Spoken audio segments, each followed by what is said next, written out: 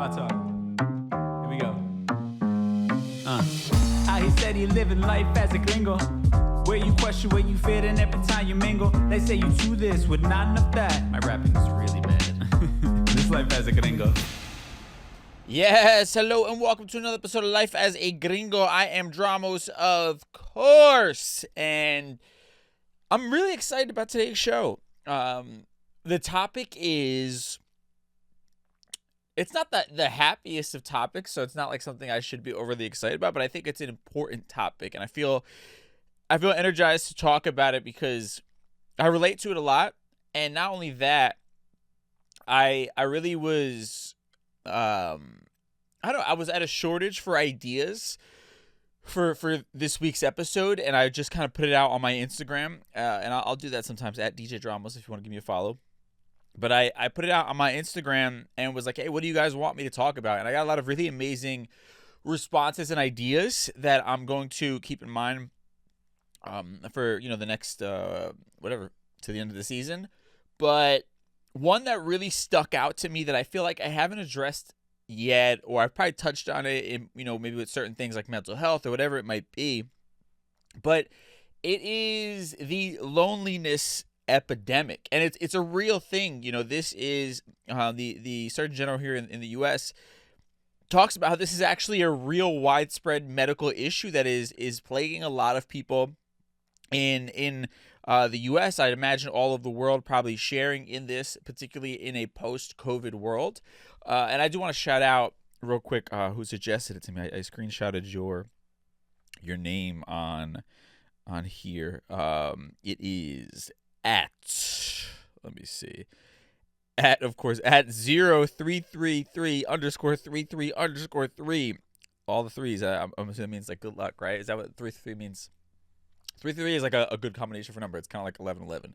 Anyway, thank you so much for the suggestion on this. And yeah, I think it's an important topic of conversation, and I think as human beings, a lot of us are probably afraid or ashamed to admit that we oftentimes feel lonely. And I want to touch on a couple things. I found some articles that I thought were really interesting that touched on a few different points of this, but I want to also just like address the idea of loneliness, right? Because I think for many people, the preconception of lonely is like being, it's kind of like when you think of the outcast at school who sits alone at lunch and doesn't have any friends and all these things. And obviously that is an aspect of it, but I think what is probably more relatable for a lot of people, and there's no right or wrong, no shame or anything in whatever you might be experiencing in terms of this stuff, but I think what's probably more common for a lot of people, this idea of loneliness is, yeah, for some it might be a lack of social interaction, a lack of a social circle. I think that's a very real thing. But on the flip side of it, I think there's also a great deal of people who maybe do have friends, do have family, but it's the idea of like you feel alone in a crowded room almost, if that makes sense. It's the idea of feeling like you can't relate to those around you, and it's not like this idea that you should blow up your life and like, separate yourself from all of these people. And for some cases, maybe that is the best scenario. But I think for some, it's maybe you're not getting enough of your needs met in certain areas, or you don't have enough people who mutually match your interest, and a part of you feels empty as a result. And I think that's probably also what a lot of people are experiencing. And I'm just, I don't know, prefacing whatever the terminology is, kind of giving you a taste of how I'm going to dive into it from my own personal experiences with this idea. And back to kind of maybe some of the shame people have around it. Oftentimes, if you admit that you're lonely, it's almost like, oh, there's something wrong with you. Like, why are you lonely? You weirdo, you outcast type of thing, right? And, yeah, I think there's like this shame again that comes along with saying like I feel very alone, or I'm leading a lonely life, or I'm going to touch on this, but there's also the world of self-help. And I'm not actually saying this in a denigrating way. I think when a lot of us have done a lot of work, we become hyper self-aware of so many different things. And I think at times it makes us feel incredibly isolated from the world around us, and that inherently feels very lonely. And I want to touch on all these different things. And I guess rather than prefacing so much here, I'll just kind of dive into some of the articles here. I have an article from Weill Cornell Medicine, and then I also have this blog post I'm going to reference as well in regards to self-help. And then, I'll also kind of give my own personal experience with this, because I'll be quite frank and upfront. I've been feeling it. For the first time in a long time, I can honestly say I am struggling with a bit of loneliness. And even like saying that out loud, and I'll dive into this in the me head that part a bit deeper, but like even saying that out loud, there's a part of me that's like, oh my God, you should be ashamed. I feel what a weird thing to admit, you weirdo. And or this fear of like, all of a sudden I'm going to be getting like bombarded with texts and DMs from people like, is everything okay? Are you okay?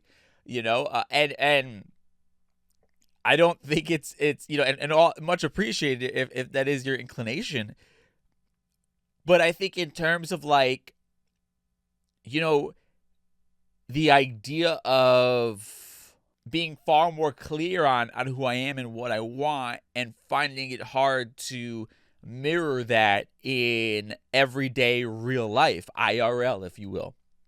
And I think that's where like the difficulty in the balance of it all lies. And I'll dive into that for our Mi Gente segment. But first, let's start with these two articles that I referenced here. I think that kind of set the tone, one from a more medical standpoint, one from a opinion-based standpoint as far as like self-help goes. And we'll dive into all that in a segment we call For the People in the Back. Say it louder for the people in the back.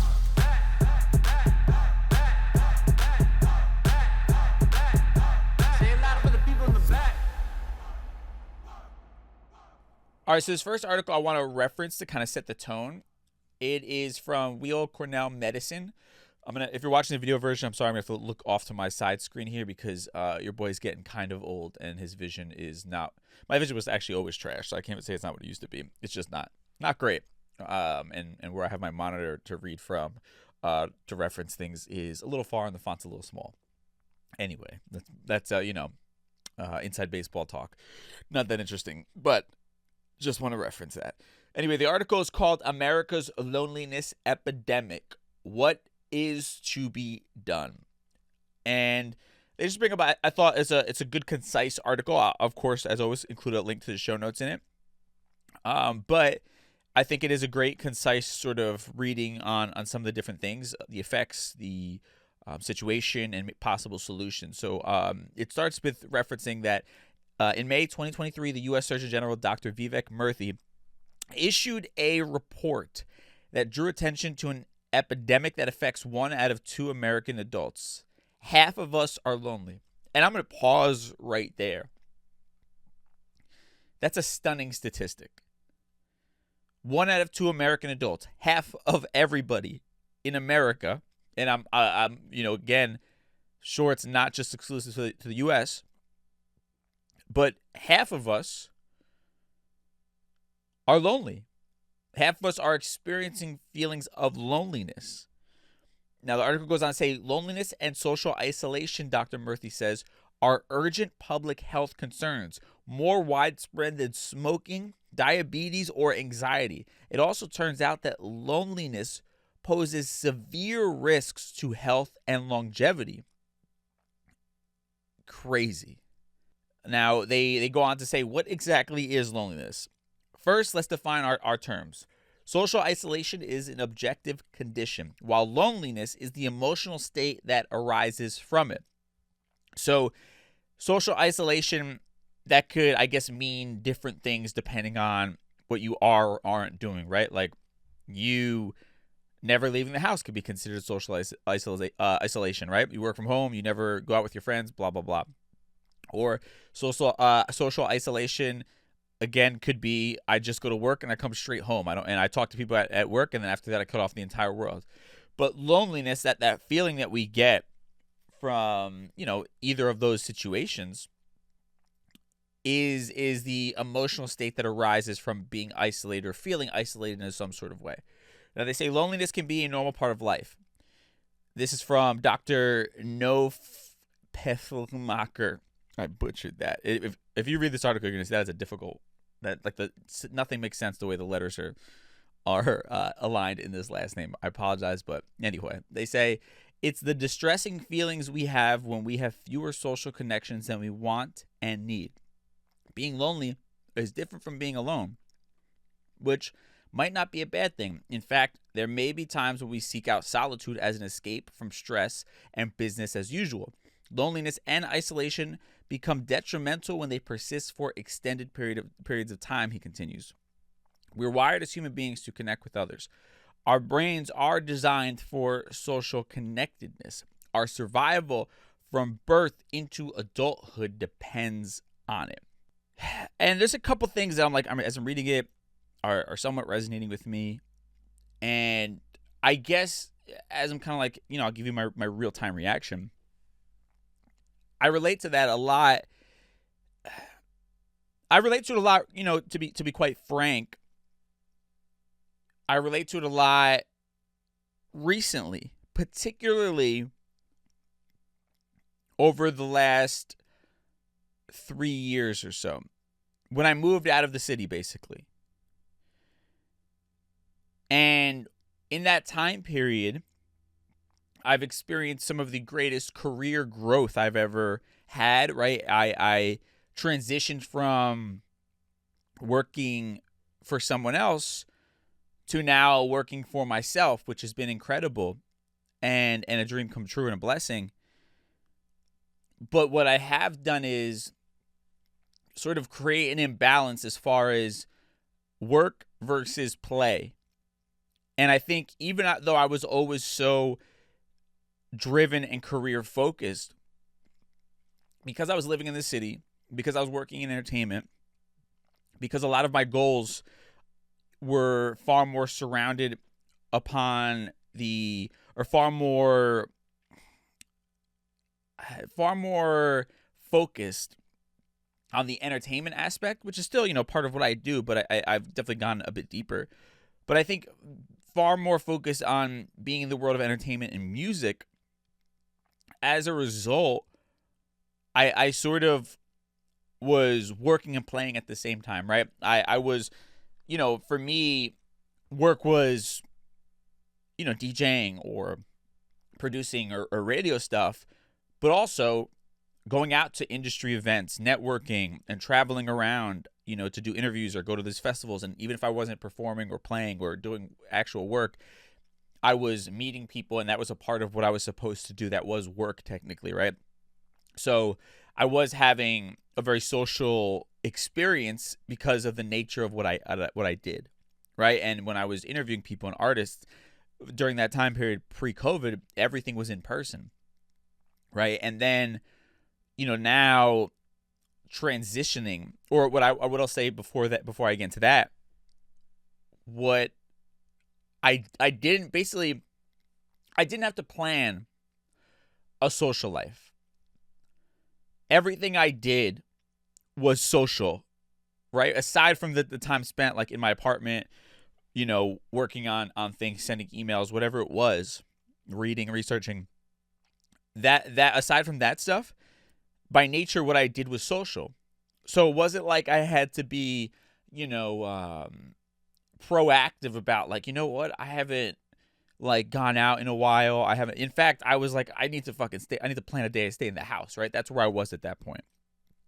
So, I think while there were feelings of loneliness as far as maybe I didn't relate on a deeper level to some of the people I was interacting with, I didn't have to plan a social life, right? I didn't know what that was to have to be an adult and maintain friendships, right? All the people I hung out with were people that I worked with and things of that nature. And now on the flip side of it, where I have my own studio and I'm the only one who works here. And the podcast, I either record by myself or the interviews are done remotely. And I'm not as heavily invested in the world of entertainment, so I'm not like going to events or things of that nature, right? I'm not at the radio station, so there's not people constantly coming in and out where you're just kind of like stepping in and like, oh, hey, by the way, do you want to come to this dinner that we're doing tonight? Cool. Like that's literally what the world was before, right? And I think what was an interesting quote that got me on this whole conversation of what we're talking about here. The doctor talks about the idea of having fewer social connections than we want or need, right? And I think now, these last 3 years of just being so hyper-focused on, like, trying to turn this into something sustainable and sort of being like, hey, I'm going to put my head down. I'm sort of like, I'm not super far from the city, but I'm not close enough where I'm going to go in there to just fucking grab a random lunch or to say hi to somebody, right? It's like I'm really going to be, just like working as much as possible. And as a result, my social life suffered and I'm not having as many social interactions as I once did. And that's what that resonated with me. And I think probably for a lot of people who began to work remotely, I think, maybe post-pandemic, even if you are going back into the office, and most people I think have like a bit of a hybrid schedule, but there are some people who work every day, in person. I think having spent a great deal of time at home, we've created a comfort zone, but beyond like I think the norm. I think for most people, it always was nice to come home after work, like, oh my God, I can let my hair down. But for me personally, and I wonder if anybody relates to this, for me, it's when I leave the house now, or I leave my studio and I go to something, there's almost this anxiety within me that is like, I can't wait till I get back home. Can't wait. Like it's become, it's no longer like, oh, what a nice thing I get to come home. It's almost like, oh my God, what an inconvenience I have to leave home, right? And I think that is part of what we're starting to see. And I don't know, again, I'm speaking to my own experiences and people I've talked to and things of that nature and just sort of what I'm dissecting. But I think because the norm for us for an extended period of time was the comfort of our own home, now leaving that is like anxiety inducing, It's like, I hear this from people, like, especially when you first have a kid, where you get nervous, like, leaving them alone for the first few times, right? I feel like that way with my dog sometimes, where I'm like, oh my God, like, I hope I always double check, but I'm so nervous. I'm like, oh, if I leave the oven on or whatever, like, I'm scared of something might happen to him by himself over there, right? And I think there's probably a part of that where we have this pull of like, because like being at home is now the norm. It's no longer the comfort of like, oh my God, it's a weekend, we get to stay at home. It's like, no. The norm is being home. So now when we step outside of that, there is a bit of anxiety. There is a bit of, discomfort. And I think on the flip side of that, because as human beings, we're obviously wired to seek comfort. On the flip side of that, when you go to do normal things like, hey, I'm going to go meet my friends for dinner. I'm going to go out tonight. I'm going to go do whatever. I'm going to go leave the house and do it. On the flip side of that now feels uncomfortable, even though that's actually healthy and normal. It does feel uncomfortable, and as a result, what happens with most of us, pretty often is we give in to the comfort, right? We give into the comfort zone, and as a result, in the long run, you're not giving yourself the social interaction that you need. And you're feeling lonely, as a result. And that's kind of my deduction from that paragraph. I didn't mean to go on such a tangent, but I don't know, just something that's coming to mind as I'm reading that. Now, they say, what are the main causes of the loneliness epidemic? I might be dead wrong. I might have just been totally fucking gone. They say we move more than we did in the past. They say over the past several decades, people have been moving much more often. They leave their hometowns for college, relocate to new cities for work, and move to a warmer climate for retirement. This trend can lead to separation from close family members, familiar communities, and establish networks of friends and neighbors. And this is interesting. For me, it was the opposite. I couldn't wait to get the hell out of small town New Jersey and get into the city. And I talk about, being in Jersey City, living in Jersey City, working in New York every day. That was like a dream come true for me. And for the first time, I feel like I began to find myself. And I think now, having done the reverse, where I moved out of the city and went back into the suburbs, buying a place, I do feel a bit separated from like my old life. And again, that's been the difficult transition, is how do I create a new life here? And I think also particularly, being in, I think in an awkward age where I'm not like, this dude with, and this could be, I guess, any age demographic, but like, I'm not, somebody married with kids, or, my neighbors are like in their 60s, I think, to be honest with you. One of them might be even older. So it's like I'm not surrounded, like in Jersey City, everybody's my age for the most part, or it feels that way. And we lead similar lifestyles living in the city.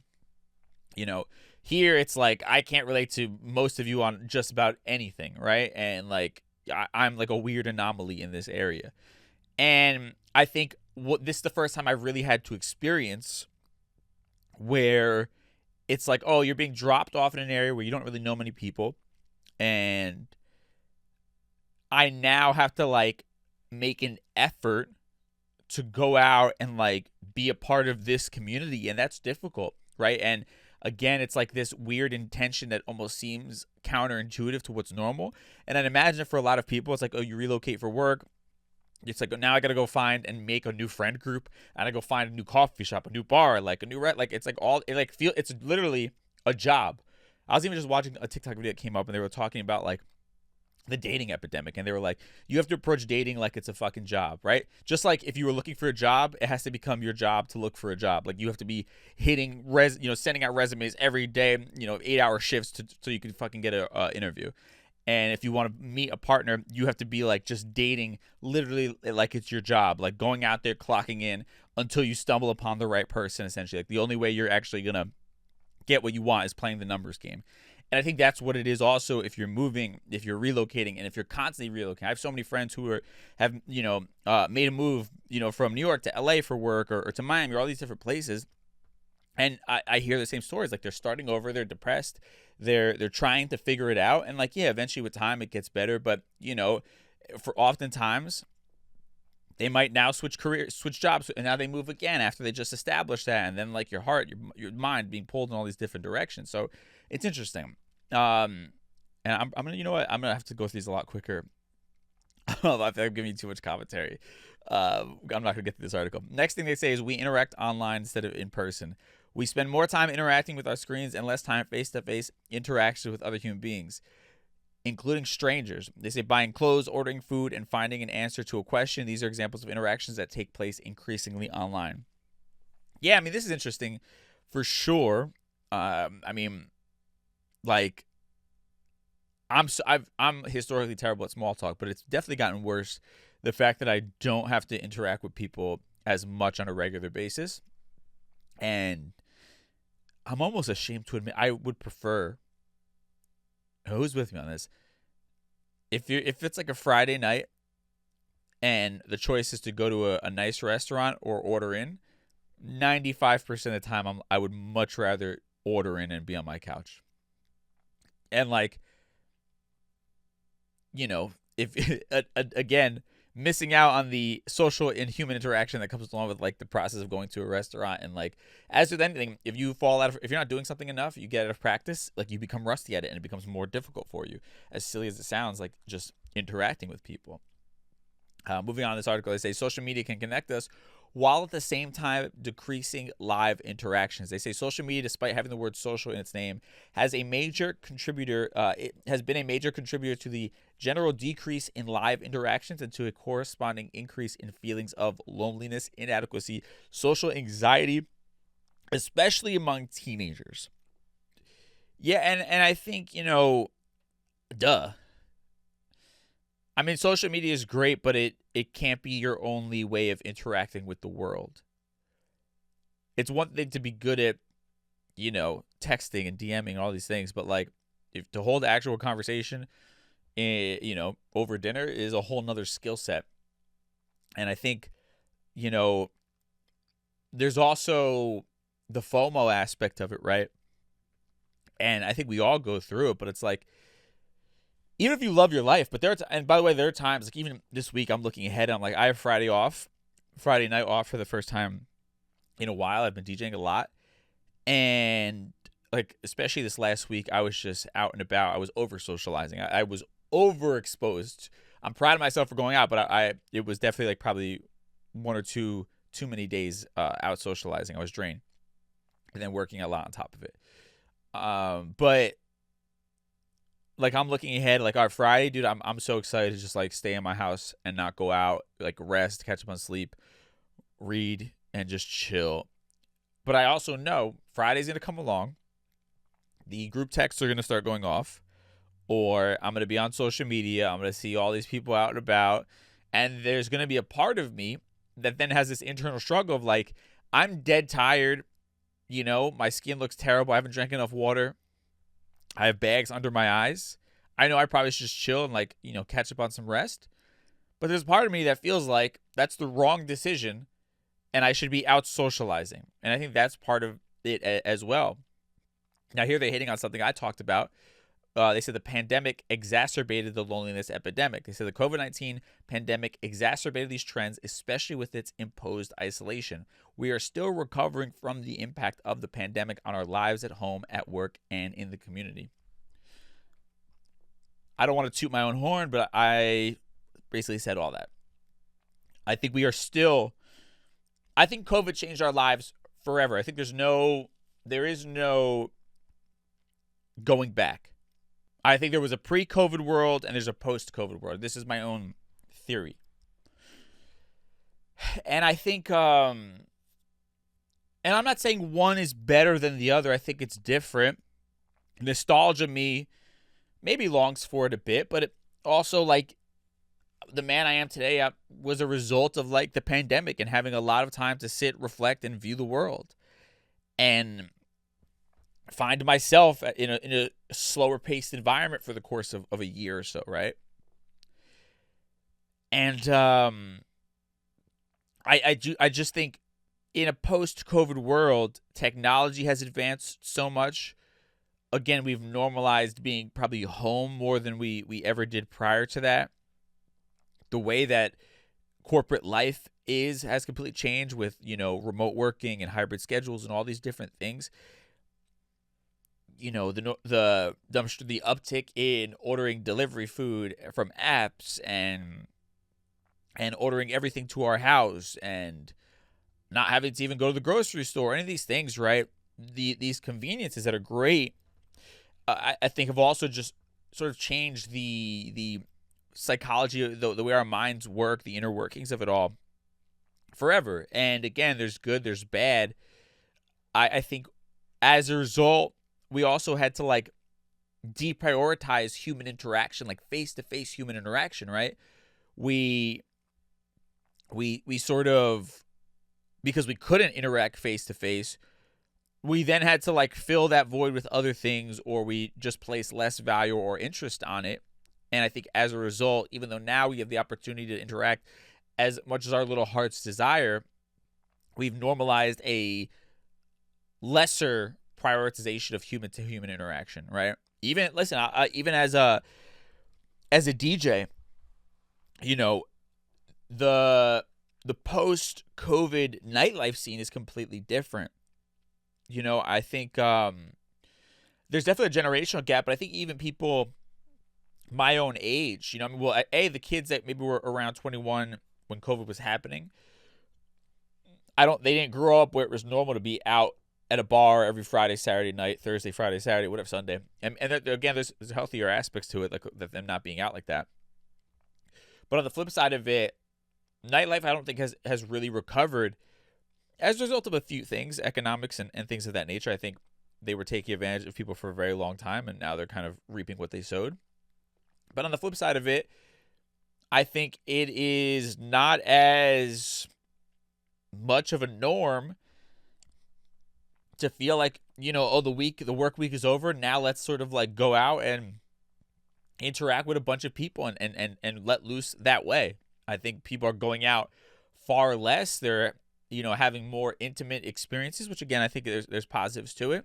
And again, I think that deprioritization of socialization and like how dating apps are just so part of our normal life and all these things, it's kind of like, why do I have to go out, spend all this money and be around a bunch of people when I like just love being home, or I can hang out with a couple friends at my house, or,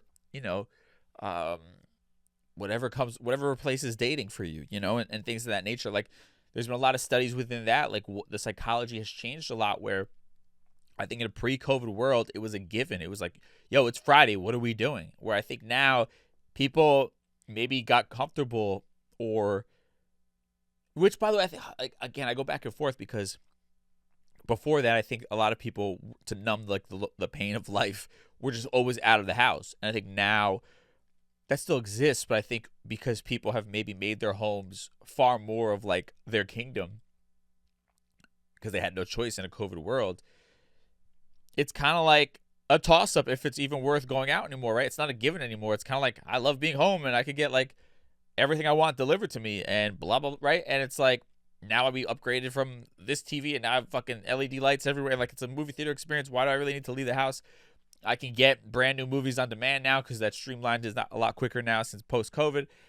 So there's a lot more like things in the way, a lot more to think about before you like go out on a Friday or Saturday night. And obviously, talking if you're like, don't have any responsibilities or things of that nature. But I just think in general, it's an interesting mindset shift that has happened. Again, I think there's good, bad aspects of it. It's I guess depending on what extreme it's gone to. And yeah, I did not mean to stretch this article out. We're almost towards the end of it though. I think now's a good point to take a quick break, and then we'll talk more about like, we've established the problem, what are consequences, and then what can we do. So we'll get into that, but first we'll take a quick break, and then we'll be right back. All right, we are back, and we're talking about the loneliness epidemic.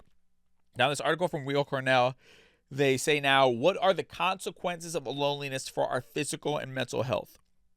According to the Surgeon General's report, social isolation increases the risk of premature death by 29%.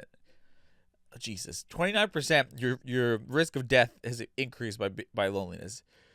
Crazy. It's equivalent to the impact of smoking 15 cigarettes per day. Jesus, I want to like run through a wall right now. Loneliness increases the risk of heart disease, stroke, dementia, as well as other serious medical conditions. It's also associated with lower academic performance and decreased productivity at work. When it comes to older adults, social isolation can account for an extra $6.7 billion in Medicare spending each year. Damn. Man. But I mean, this makes sense. And this is like the tough balance, right? Honestly, guys, I'm probably not going to have me hit that segment because I'm giving you everything in my reactions here. But one thing, what's been interesting as a creative, you have to be inspired, right? And how do you get inspired? You're inspired by like what you see in your everyday life, by living, what you're interacting with. And if you become so isolated, you're not getting that injection of inspiration. It becomes incredibly hard to sort of be great at what you do. And of course, there's a balance. If you're out partying, you're out, all the time just bullshitting and not working, then like you're not getting anything done either. But I think this is an interesting sort of point that they bring up. They talk about the idea of it being like decreased productivity at work.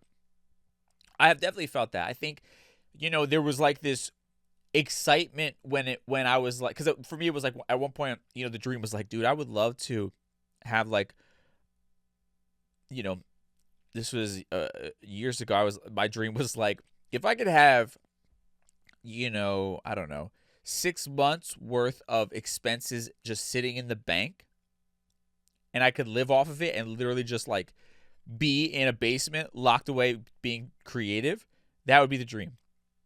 And then I got to live that dream when I moved, and I had my own studio space and all these things. And it was like, yeah, it was exciting and super fun for a while. As with anything, overcorrections can also be, just as bad as like the initial thing you're trying to get away from. The pendulum swings in the other direction too far, you have an issue. And what I've begun to realize, we finally hit it now, almost 3 years of this sort of hyper work focused isolation. I recognize like, oh, I'm like not dry for ideas, but I'm dry for excitement almost, And that's a weird way to say that, I think. But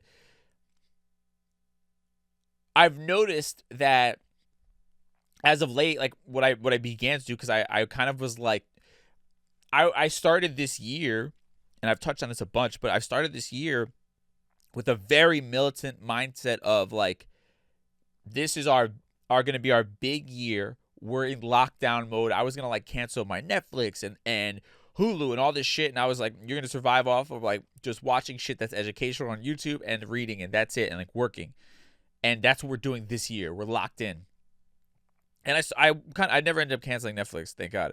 But I did live that mindset for a while where I wasn't going out. If it wasn't work related, I wasn't leaving the house. I barely interacted with anybody. I was just work.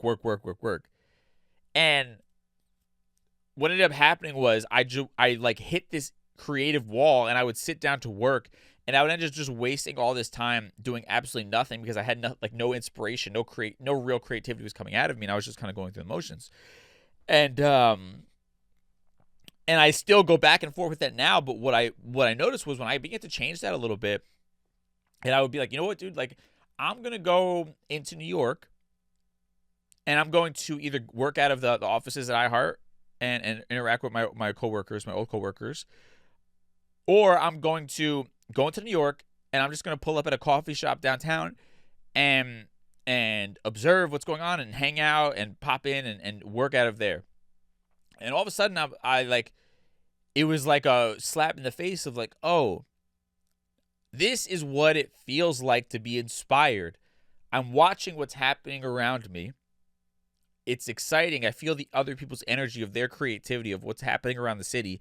Then all of a sudden, ideas are now hitting me, and I'm like energized to actually get back to work, but also like productively work.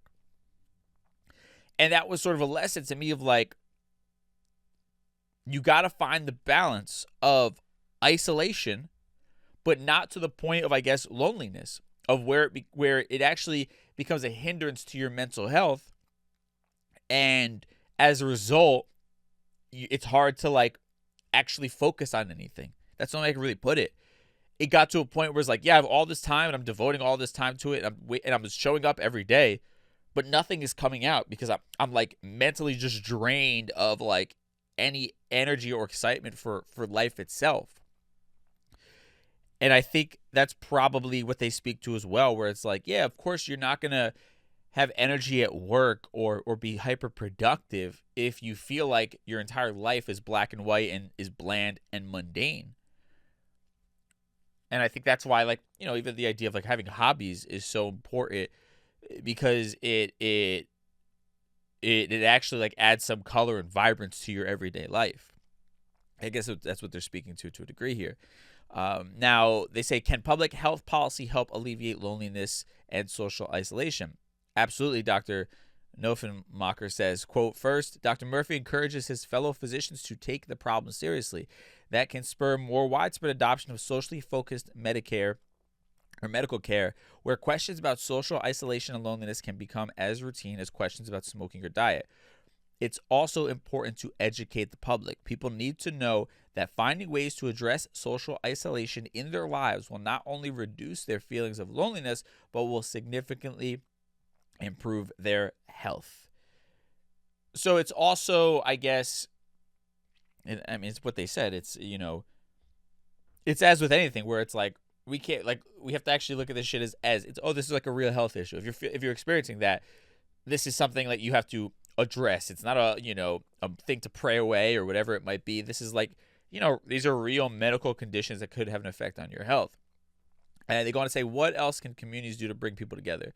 They say local policy makers can support the creation of spaces where people can come together to share experiences of art, music, the outdoors, history, sports, culture, and religion, the things that make us human. Technology is endlessly exciting, he says, but our society will become healthier overall if we find ways for people to engage more often in the communal human experiences that existed long before the first computer chip was invented.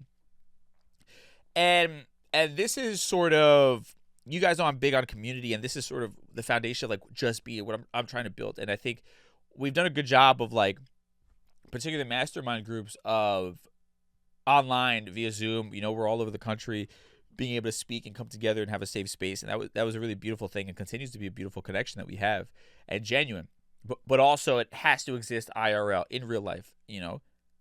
And it's definitely one of my big goals is to try to do some more in-person stuff. But you know, one thing I've noticed is you have to seek out opportunities to socialize, right? Especially as you get older. If you're not in high school, you're not in college, you know, maybe you've been at a job for a long time. Once it becomes harder and harder to meet people, to be social, have new experiences, right? And I think, you know, what I've sort of noticed, like I speak highly of whenever I go to Puerto Rico, right? Like of being in that time period and how I feel like I'm in a flow.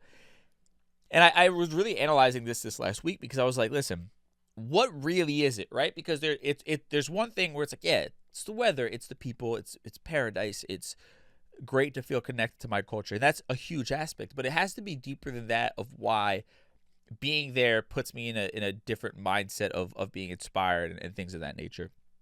And I think the deeper part about it was when I'm there, I have the motivation of I'm only here for 3, 4, 5 days. I need to make the most of them. And don't get me wrong, there are times where, especially having a house there, it's easy to be like, you know what? I'm ordering some takeout. We're going to chill at the house. Like, I never get to do this. I never get to sleep in. That's what I'm doing. And yeah, I think it's healthy to do that, you know, once in a while. But I'm also of the mindset of like, you're only here for a few days. Make the most out of it. So what ends up happening, I leave the house and I'm gone for pretty much the entirety of the day. I go and throw myself in the middle of Old San Juan or wherever. Sometimes I have my laptop, work out of a coffee shop, or I'm just going there. I'm like researching places I want to check out, eating at places, checking out these clothing stores, checking out these sites. But it's like I'm intentionally throwing myself into the environment. Oh, I want to go meet this person who does this interesting thing. Let me hit them up. Let me go do this. Right? There's that motivation that I don't necessarily have at home because it's like, all right, well, I'm here every day. I could do that tomorrow. And I think eventually you keep putting things off as far as like social interactions because you deprioritize them. Then you end up just being self-isolating and then being lonely as a result. So I think that is what I'm trying to recreate here as well. That's why I was out so much last week, where it was like, you know what? There were 3 events I think I wanted to go to. They just all have to be in the same week last week. I think it was 4. Fuck. I was out almost every day. I was out every day except for Sunday. And it was one of those things where I was like, nope, like you were interested, we're going. Even though like there was literally, as I was getting ready, I was like, I don't feel like going. I feel it's a bad idea. My mind, my comfort zone was like pulling me. And I was like, no, you wanted to go to this event. And I remember like I was going to meet up with some people in the city and like they ended up not being able to go. And I still went out into the city and went to an event. And I would like force myself like, no, you're not going to give in to the comfort of just staying home when you made it clear this was something that you actually did want to do. And now the anxiety, the social anxiety, the fucking, you know, everything that comes along with it, the comfort zone is telling you not to go out. So I forced myself to, and I was really proud of myself. And I went there, you know, to this event by myself. I bullshitted with a couple people and I left, but I was proud of myself that I stuck to my word and went out there and did that. And same thing with all the other events I ended up at that week, where it was like, listen, you know, some were more fun than others. I was disappointed in certain things, but now I'm like, I like am scratching these itches that I have. Like, again, if I was in Puerto Rico, it wouldn't even be a second, you know, I wouldn't even doubt myself. Like, yeah, of course you're going to hit as many things as you possibly can in the next 4 days. That's why you're here. That's why you paid money to come here. So I've been trying to, like, you know, treat life in that way. Now, again, the pendulum always swings the other direction. I overdid it last week and I burnt myself out, and like I hated life on Sunday, you know, because I was just so fucking tired. You know, and it was a brutal start to the week. But again, it's finding that balance.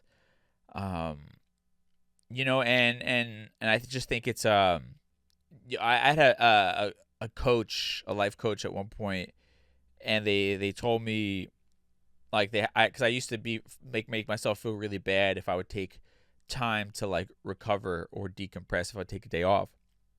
And they told me that I have to like sort of flip the switch in my mind where I begin to view time off or recovery time as just as important as me pulling a 12-hour day.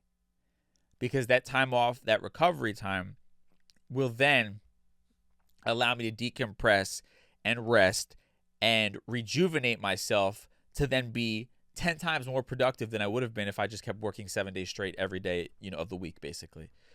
And and that was a good mindset shift for me where I now feel okay taking off the holidays. Before, that was like a thing of pride. I was like, fuck that. I'm working every holiday. I'm not taking days off, blah, blah, blah.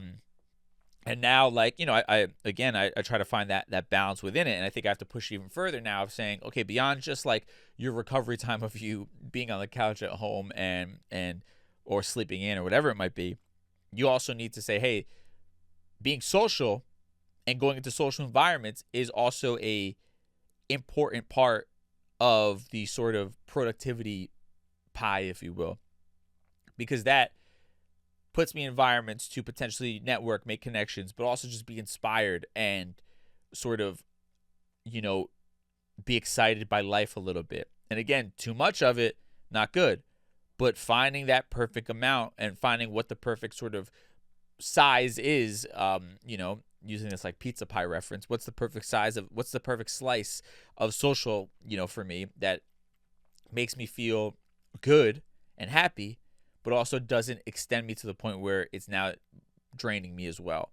And I think that's the balance, and they go on to say, they say when a patient shares that they're lonely, how would you counsel them? They say that if a patient tells me they're lonely or struggling with social isolation, they've already won half the battle, right? Being aware of the problem. He says he advises people, they say they advise people to begin with their closest sources of support, and again, that's being unafraid to have these open dialogues, and in the article, they go on to say, what else can individuals do to become more connected with others? They said, think about people who are your closest connections, choose someone to meet up with, arrange to meet outside of your home whenever possible, become active in one or more organizations you're connected with, including those linked to work, shared interests, or alumni associations, and remember that you're not alone in feeling lonely. So I want to pick out a couple of different things they put there because I think these are obviously great things. I touched on the idea of when I go to Puerto Rico a lot, and I usually go by myself, and I have friends out there I'll meet up with and things like that, but I'm like, I like traveling alone, blah, blah, blah. The best time I've had in recent memory, and maybe the best vacation possibly of my life, it's up there with one that I took with like my gigantic family. Like we did Thanksgiving in Puerto Rico, which is amazing. But the one I did in August, I went with two of my friends, one of which I've known since I was in kindergarten, the other one I've known since I was about 16 years old. And, again, as life, goes quickly, it's tough to maintain those relationships as an adult. I haven't been always great at that. I moved, and I was just working in a different industry than them, working different hours and things like that. But we've made it a point, over the last year or two to really reconnect and try and stay consistent, with being in touch with each other. And I had already booked my trip to Puerto Rico. And again, it's nothing new to me. I normally go by myself. And I pushed myself out of my comfort zone. I was like, you know what? Do you guys want to come with me? Like, why don't you guys come meet me out there? Like, we'll make it a whole thing. And they did. And literally, one of the best vacations of my entire life. And I think it was a realization of like, oh, this is what you've been missing. Like, yeah, it's great, and I'm proud of you that you've been able to step out of your comfort zone and feel comfortable doing things alone and not like you have to rely on anybody and having social interactions that feel uncomfortable at first, but you're pushing past it to like, put yourself out there and become more confident. I'm proud of that. But also, it was great to be there with just like two people that I've known for a long time that, we've grown up together, and that, while they may not relate to me at all as far as a creative, they don't work in creative fields whatsoever. We're, human to human, it was great to just have that social experience and like share in, eating these amazing meals together and laughing and all these things, right? And it was a wake-up call for me. It was like, this is kind of aspects of your life that you're missing by prioritizing work so much, by thinking that all your social interactions as far as friends have to be people that are related to your industry or your field, and deprioritizing, time completely disconnected from being productive. And that was a really big lesson for me, and it was also a lesson in, you also have to be unafraid to put yourself out there and like hit them up and be like, yo, would you guys want to come with me? Right. That was a big step for me to invite them along the way. Like, again, I've never really been the dude who plans things. I've never been the dude who's like great at, maintaining friendships. A lot of times it was work-related things that fell into my lap, or I have other friends who are those great connectors that like constantly are like, yo, we're doing this, come with us, blah, blah, blah. And I felt like really just mentally good in that interaction and really proud of myself. And it was, again, a wake-up call of like, this is sort of what you've been lacking, right? And, now even like I was saying this, I was thinking about this today. I'm like, I'm going to send a text to our group chat, like, you guys want to do like a happy hour next week or something like that, right? And that's so uncharacteristic of me. Normally it's like, I wait till I get the text and then like I either, am bail on it because I'm working or I like, agree to go to it, but it's only because somebody else made a suggestion, right? I waited for it to fall in my lap. And again, it's like being proactive and all these things, I think is sort of the key to a lot of this stuff. And another thing, the last thing I'll say on this article, and I'm going to reference self-improvement and the effects on loneliness as well. Organizations, right? Again, as you get older and get into adult life or you move to a new place, whatever it might be, you sort of, again, recognize like you have to really be so proactive at creating a social life. It as you get older, it doesn't fall into your lap as easily. And one of the things I've realized as of late, as I've gotten to know myself better, as I'm more authentically living life, not everybody is coming along for that journey, friendship-wise. Not everybody is playing as big a role in my life as they once did. Or you recognize and I've talked about this a lot, but your friendships out of convenience. We work together. That's why we hang out so much. We work the same hours. That's why we hang out so much.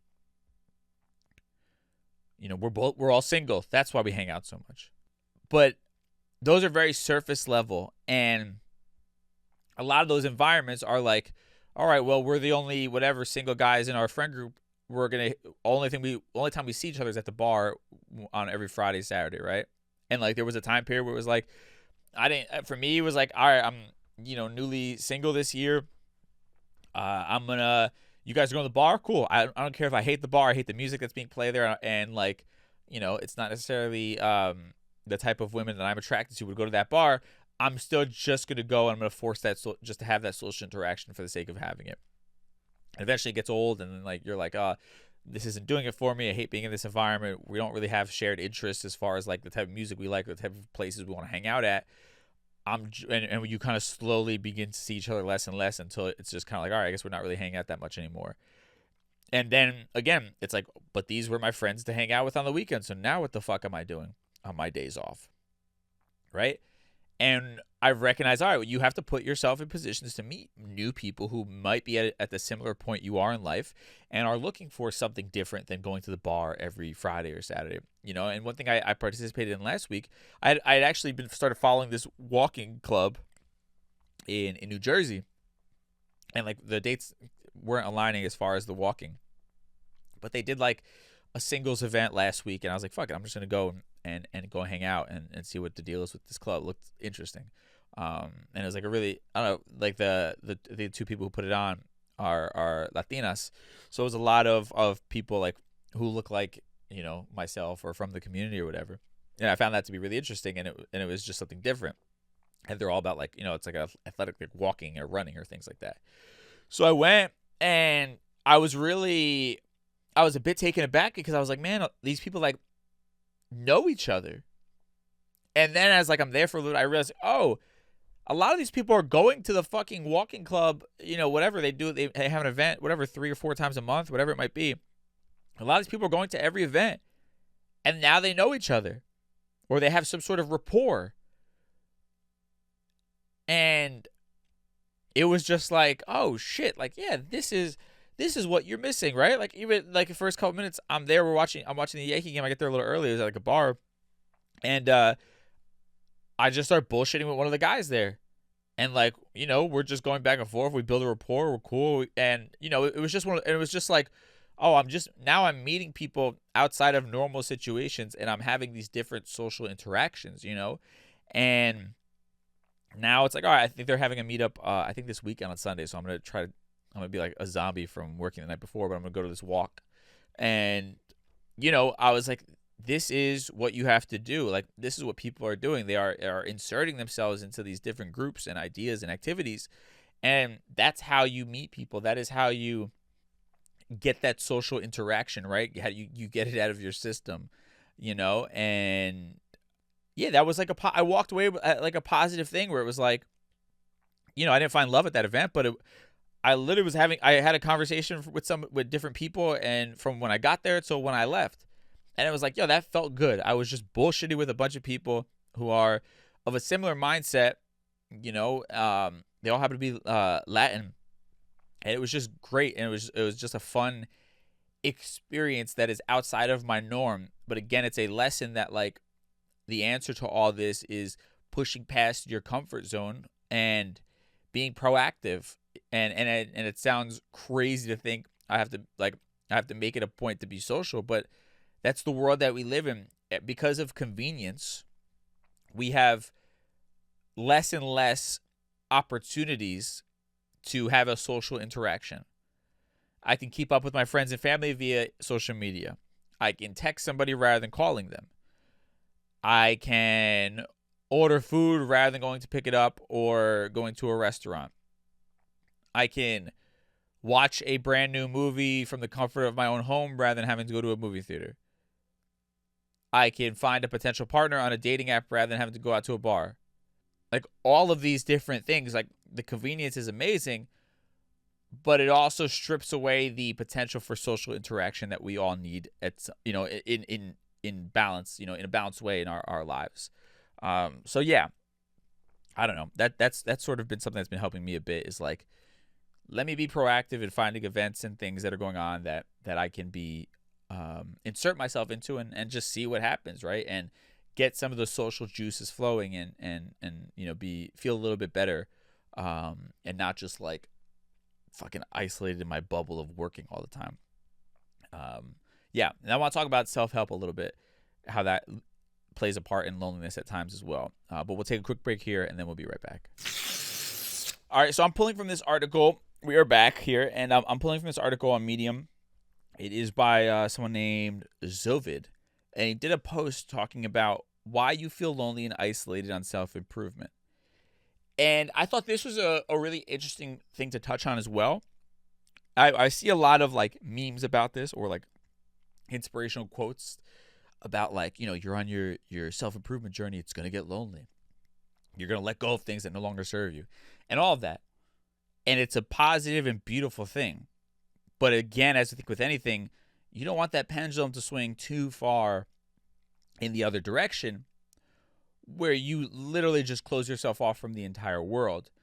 And again, I think this article is touching more on why being alone is an important part of self-improvement. And I could actually speak to this a bit. So I'm going to read some of the stuff from the article and then kind of give you my own experience. I feel like I'm coming out on the other end of it. But they say, have you ever started on a path of self-improvement and suddenly found yourself feeling like a lonely pioneer in unfamiliar territory? Ever wonder why? You've embarked on a journey of growth, something that's supposedly beneficial for you, and yet there you are, grappling with a sense of isolation and disillusion. Sounds paradoxical, doesn't it? Well, it isn't, and I'll tell you why. They say, imagine this. You've committed to a rigorous workout regime, and you're up at dawn, sweating away the hours at the gym while your buddies are nestled in their beds. You're forsaking the allure of late-night movies for a wholesome diet and an early bedtime. Sounds good, right? You're making great strides in self-improvement, but when the weekend arrives, your friends invite you for a round of beers. You decline. You're committed to your health goals, remember? At first, they understand. They may even applaud your dedication, but as your transformation intensifies, your divergence from their lifestyles becomes starker, and then comes the sense of isolation. You start feeling like they can't understand you. They can't grasp your commitment, and you slowly drift away. You start feeling isolated because the people around you are not on the same wavelength as you. And I'm kind of, thumbing through it. I'll include a link to it. But they talk about the idea of self-improvement is hard work. It's challenging. It's taxing. There'll be days where you question why you're doing it at all. Remember, you're stepping out of your comfort zone is one thing they talk about, right? You're setting yourself apart from the crowd. You're challenging your old habits, and you're embarking on a journey that's essentially solitary. But remember, feelings of loneliness and isolation are natural, and they are a part of the process. And I want to touch on that a bit, because I think it's safe to say a lot of people listening to this podcast are on some sort of self-improvement journey. And I'm right there with you. And particularly, as I have this conversation, I think why it is so relevant, and why the idea of talking about this topic really intrigued me, was because I feel like I'm coming out on the other side of my moment of isolation and loneliness, my extended moment of isolation and loneliness, right? But I'm viewing it from a unique vantage point of I can almost, it's like hindsight is 2020. And I'm reflecting on how important it was for me to have these last couple of years of some pretty intense isolation and loneliness, and recognizing the tremendous amount of just growth that has happened as a result of that, as dark and hard and difficult as these days have been at times. I could see the growth, right? I'm on the other side of it. And, I think what I would say to that, if you're in that point, wherever you are in the journey, if you're, sort of putting your foot in the idea of self-improvement, you're fucking in the middle of it right now, you're in the fire, you're coming out on the other end of it, it does feel incredibly lonely, isolating, and all of the above, right? And I think it speaks a bit to what I was talking about with some of those friends who were my single guy friends, and we would go to the bar and this and that, and little by little, it was I am just becoming more and more specific about what I want, right? And I guess so. Here's a good example of it, right? I'm when I was younger, and I was just a hot mess running around these streets, and I was just looking to meet women and hook up and advance my career, and I'm making it seem like those two were worked in tandem with one another. They didn't. They're two separate things. But what I'm saying is, I didn't have as much high standards, I guess, in some sort of way. I didn't really analyze, okay, is this a quality social event? Is this a quality person to hang out? Blah, blah, blah. I was just there for the sake of being there, for the sake of experiencing it. And as I've gone on this journey of getting to know myself a lot better, of getting better at setting boundaries, of being far more clear on what I want, the type of people I want to be around, what I enjoy at this point in my life, rather than going through the motions of what's normal, it ends up happening that you start saying no to a lot more things. And to their point, you start saying no to those friends a lot. Eventually, they kind of start inviting you out less and less because they just figure this person never wants to hang out anyway. Right? And for me, in the context of what we're talking about, it's all right, I don't want to go to a bar that plays music that I don't find to be that interesting, and mainly has women there that I don't find to be people that I would actually want to have a conversation with, settle down with, whatever it might be. Right? And everything else that comes along with that environment of people, right?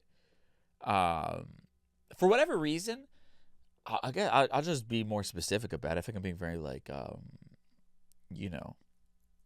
vague.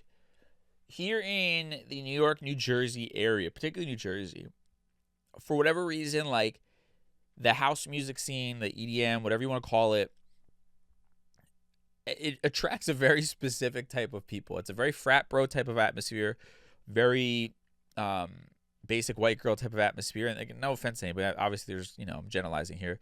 It's also very like Trump bro atmosphere. And as I've gotten to know myself better, as I lead a more authentic life, as I am far more clear on what I don't gel with and who I don't want to be around, none of those things, as my dog is freaking out in the most intense part of what's happening. I know you're getting bored, buddy. It's okay. We're almost done. But none of those things particularly speak to me in 2024. So as a result, because I'm so clear on what I do and don't want and what I am looking for, I'm just not going to participate in those environments. It doesn't interest me. It's the complete opposite. It makes me have a visceral reaction. Like, I avoid Hoboken, New Jersey like the plague because it's just a large amount of people that I generally just do not gel with at this point in my life, right? And the idea for me of putting up with a woman that I'm not interested in just because I want to hook up with her, right? The idea of like random, like all that stuff just doesn't gel with the man I am now, right? I can't imagine bringing a stranger into my house and having to have that whole experience, just for a random hookup. I can't imagine having to sit there and have a conversation and spend my hard-earned money on somebody that I have zero interest in beyond that night. And, networking with promoters, all these, club promoters, not all of them, but a lot of them are the stereotypical sort of douchebaggy, this makes them feel powerful and cool type of thing. And like, younger me had to politic. He wanted to get booked. He wanted to get opportunities as a DJ. So he had to maintain some of those relationships. Now, I don't give a fuck about any of that stuff as much. I'm at a point where I don't have to do that. So I'm isolating myself from those people, right? And the flip side of that is, because I was so involved in a lot of those environments, a lot of people I knew would hang out in those environments. Now that I no longer go to said environments, my schedule is pretty open when I'm not working, right? And because that was what I was around for so long, or even in the entertainment industry, going to some industry event where it's a bunch of people who want to be famous who are famous and think it makes them special, blah, blah, blah. I'm separating myself from a lot of that bullshit, a lot of the superficiality. But because that was the norm and that was what my social life was centered around, I now have to actually really make an effort to have a social life. And that feels lonely. That feels isolating. But on the flip side of it, it's a beautiful thing. Because I'm authentically giving myself what I want and authentically staying away from what I don't want. Now, does that mean my path is going to be a little bit harder because I'm not just going to take whatever falls in my lap? Absolutely. Right? It's like if you're starving and you have this craving for a fucking filet mignon steak, right? And it's like, man, the restaurant that has this amazing filet mignon is 30 minutes away. And the entire time there, you're passing Wendy's, you're passing McDonald's, you're passing Popeyes, Chick-fil-A, all these places. And a part of you is kind of like, I could just stop there. I'm really hungry. I could just stop there. It'd be a lot easier. It's more convenient. But you know what happens if you stop there. Yeah, it satisfies your hunger for the moment, but you're just like, fuck, I'm still craving that steak. At some point in time, I'm still going to go make that drive to go get the fucking steak. Right? Whereas opposed if you just stuck it out and you drove the 30 minutes, you would actually get what you wanted. And I think that's the journey of self-improvement and loneliness. And why you have to be okay and find comfort in the loneliness if you're in that point, that part of your journey. Now, on the flip side of it, when I talk about coming out of that part, right? Because I equate it very much so to like Joseph Campbell talks about the idea of like going away to your cave and then reemerging as a different person almost, right? It's like hibernate almost. Or more so, he talks about he went away to into the woods, I think, during like the Great Depression and just read and wrote. And that's all he did. He didn't have any money, no real social interactions. He was at a cabin in the woods and just read as much as humanly possible and wrote all the time. And then emerged as a brilliant philosopher. And I think that's what a lot of us, when we feel lonely, when we're on the self-improvement journey, that's where we are. Everything is changing. Our relationships are changing. We're changing. We're seeing life through brand new eyes. And as a result, it's going to be isolating. It's going to be lonely.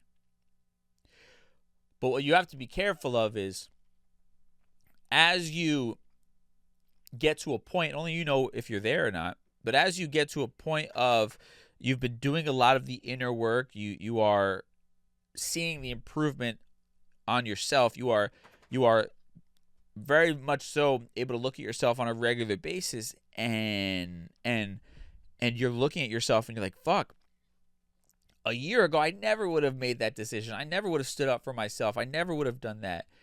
As you begin to realize, like, oh shit, I am now, breaking out of my cocoon and I'm truly becoming a butterfly, right? As corny as that sounds, like I give myself the ick saying that. But anyway, as you realize that's what's happening, like the butterfly, I feel like this is like a fucking turning into a stereotypical like self-help podcast. I need to get like one of those drug rugs and be wearing sandals for no reason, and have tribal tattoos. But as you're it's like, in order for the butterfly to live out what it's supposed to be, what it's meant to be, it eventually has to break out of that cocoon, right? And I think that's where I am right now. And it's like new ground I'm breaking right now, my own for myself personally. And what you have to recognize is, yeah, the isolation was a part of the process, but you also now have to begin to step back into regular real life, and you're going to do it moving from this sort of evolved version of yourself. But you can't isolate yourself from the real world forever. It's not healthy. And like I said, with my friends that I went away with to Puerto Rico, there was a time period where I felt like I did sort of have to separate myself from them and sort of be like, hey, I'm not just going to I can't just hang around our local town and, that be how I spend my free time. I have to be out in the city, and I have to go to the weird parties and things that I'm interested in and meet up with other weird creatives, because I have to network until I can find the opportunity to turn this into something real. Right? And that's what I did. But now that I've, established a footing in my career, now that I am far more self-assured of who I am and living far more authentically, I can then revisit and say, okay, well, who actually is like a good person? Who deserves a place in my life? And that's what it was with these friends. It was like, were genuine friendships. These are real people that I love and love me. And we had to sort of go our separate paths for a little bit. But now that I've sort of found what I'm looking for at this stage in my life, as far as my own personal journey, I can welcome them back into my life. And I can welcome them with the knowledge that it's okay that we're on different paths, as long as their path isn't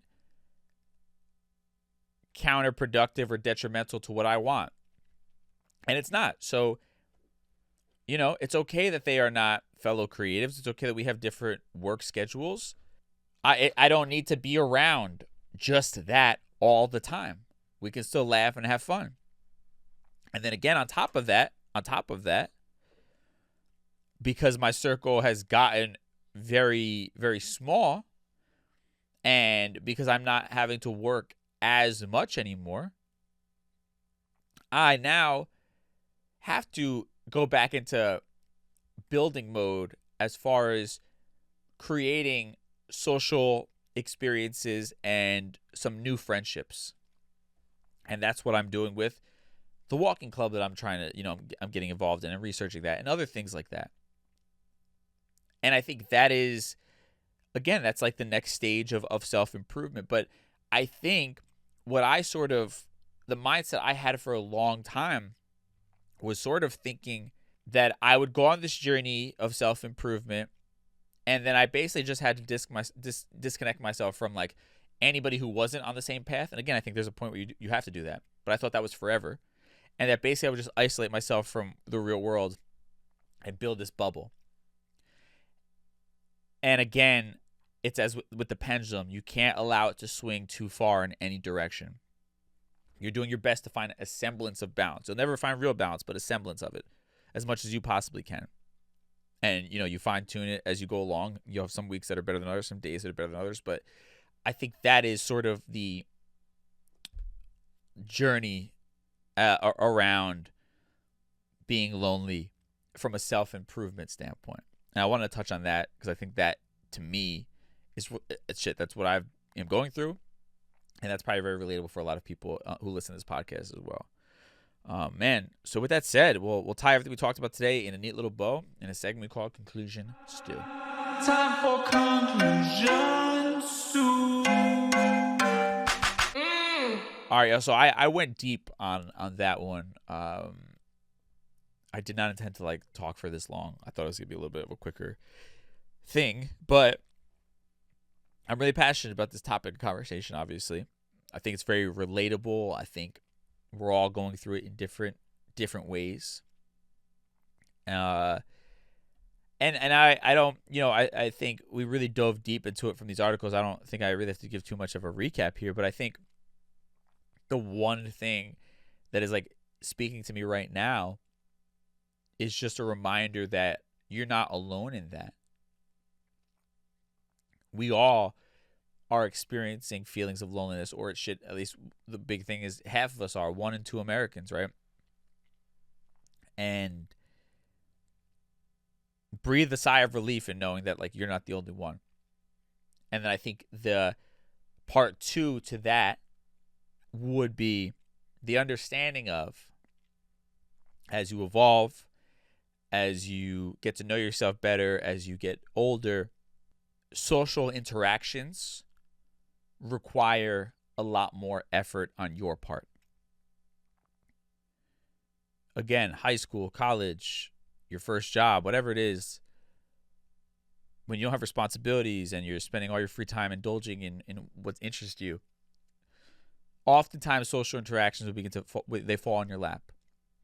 Or when you're less clear on what you actually want or who you are, it's easier to step into any random things.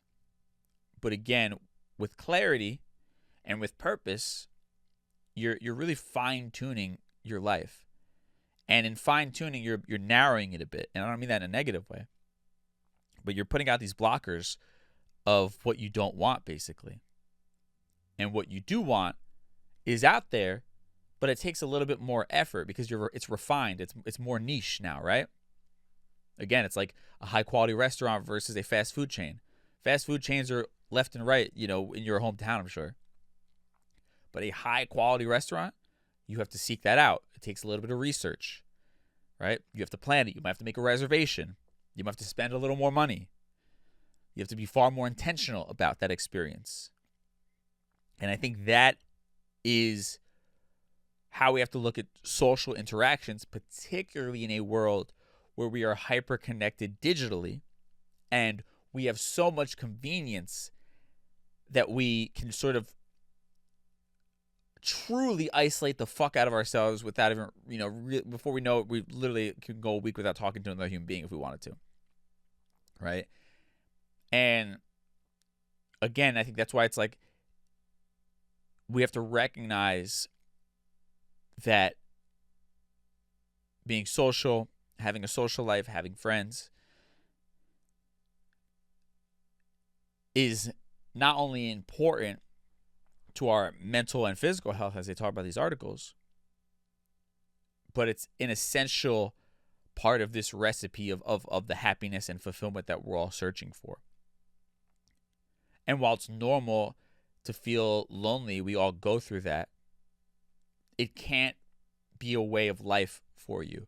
Now, again, depending on where you are on your journey of self-improvement, you might have to have a bit of an extended lonely period to figure shit out. I know I did. When I got out of my last serious relationship almost 2 years ago, I really had to redefine myself, who I am and what I want out of life.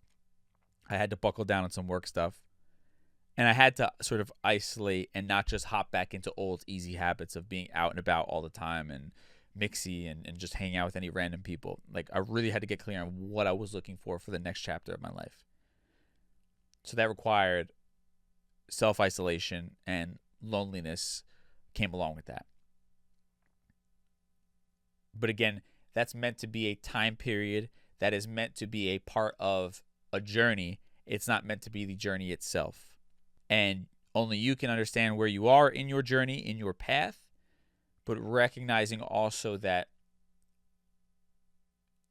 your life, as silly and mundane as and as much as it should just be a normal thing that you're talking to people, all of that requires real action. At least the quality conversations, quality interactions you're searching for require real action. And as uncomfortable as it might be, as much as the inner monologue happening in your head is pushing back against it, wants you to be comfortable, you have to recognize that not pushing past and not challenging yourself to get out of that loneliness could quite literally be taking years off of your life. If that isn't a wake-up call, I don't know what else could be, right? Like, again, the feelings of loneliness and the depression that comes along with it has an effect on every aspect of your life, and you have to be there to take action to try to push past against it and to improve your quality of life by not allowing yourself to make loneliness a normal way of living. Hope that was helpful. That's my perspective. I'm talking to myself right now too. So just wanted to share that. Again, thank you for the suggestion. Feel free to always DM me at Dramos if you have other suggestions for ideas. I love to hear what's on people's minds as well. But yeah, that's it. I'll catch y'all on Thursday with a brand new episode. So then stay safe and we'll talk soon. Peace.